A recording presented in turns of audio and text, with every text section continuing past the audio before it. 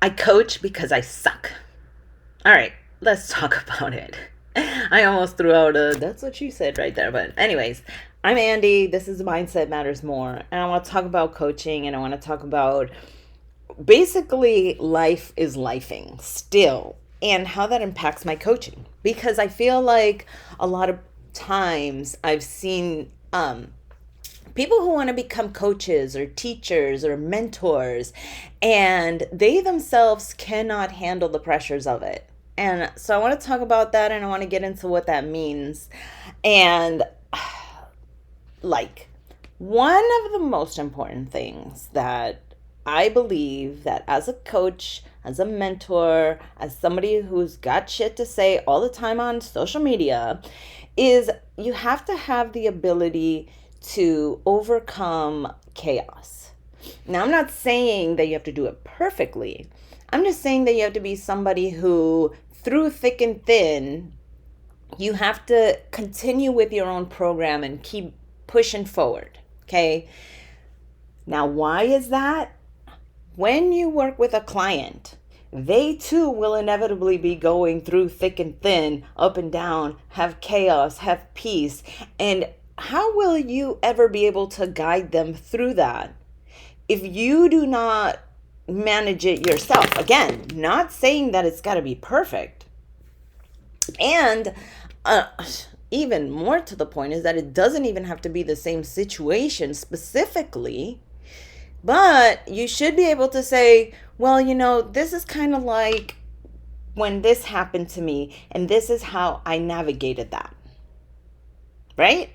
There should be some sense of, hey, this is what got me through it. Now, whether that's referring somebody to professional services, whether that's sharing your own experience, whether that's giving advice, whether that's giving them options, or whatever it is, you should, as a human being, as a teacher, mentor, coach, also be saying things like, yes, I understand what is happening, and this is how I have processed this myself. And far too often, there are people who, like, I love seeing when men start to talk about women and the fitness industry and their hormones. And, like, yes, academically, you can understand what is going on. And yeah, you can sympathize because, you're a decent human being. But there is nothing like connecting with another woman on certain things that are going on with your body.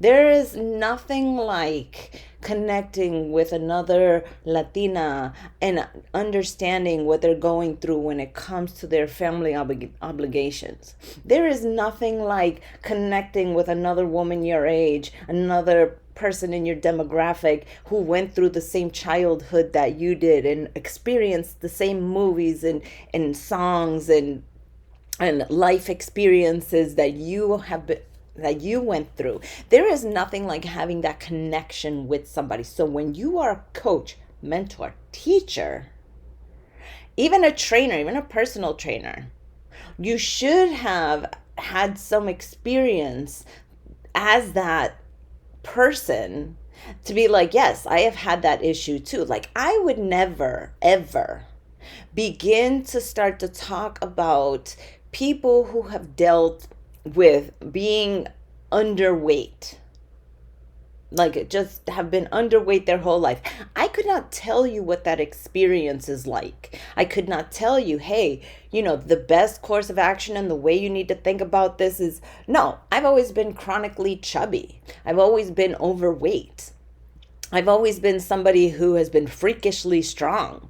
Like, those are things that I immediately go to. Like, if that is you, then me and you can connect. Now, you want to talk about eating disorder and you've been underweight? Yeah, we can talk eating disorder because I too have struggled with eating disorderly. Yes, I can talk about that.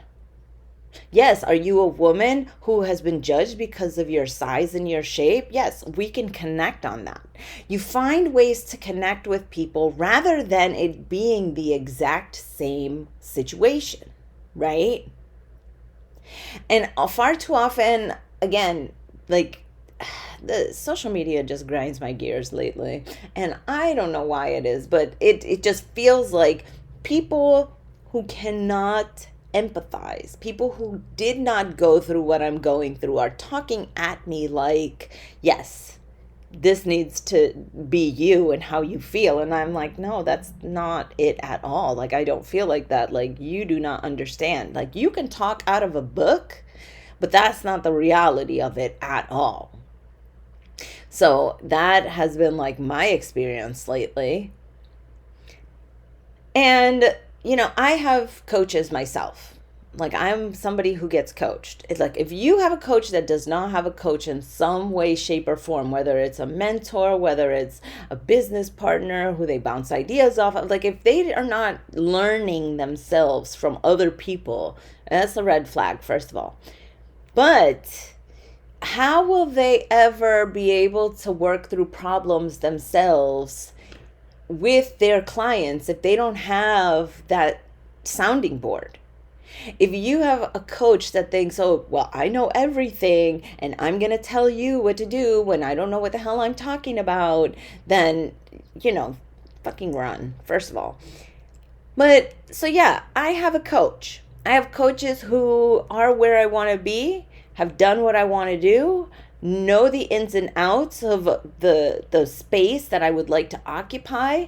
And so I bounce ideas. And now I don't go to my business coach and ask him about my menstrual cycle. I don't go to my bodybuilding coach and ask him about business ideas. I don't go to my doctor for my teeth. I don't go to my dentist for my my mammogram. Like, when you go to somebody specific, they should have not only the knowledge, but they should also have experience in it. Now, you're probably thinking, well, how do I get experience? How is it that I want to, like, you live and you try and you do and you ask questions. I started coaching and I had fuck all knowledge about what the hell I was doing. But you know what I did have? I had curiosity. I had the humility to ask somebody and be like, hey, I don't know this thing. What do you recommend? What do you say? How can I navigate this? And I had help. That's what I had going for me. And you can apply this to any realm in your life, okay? Whether it's your children, whether it's your spouse, whether it's your job, whatever the fuck it is.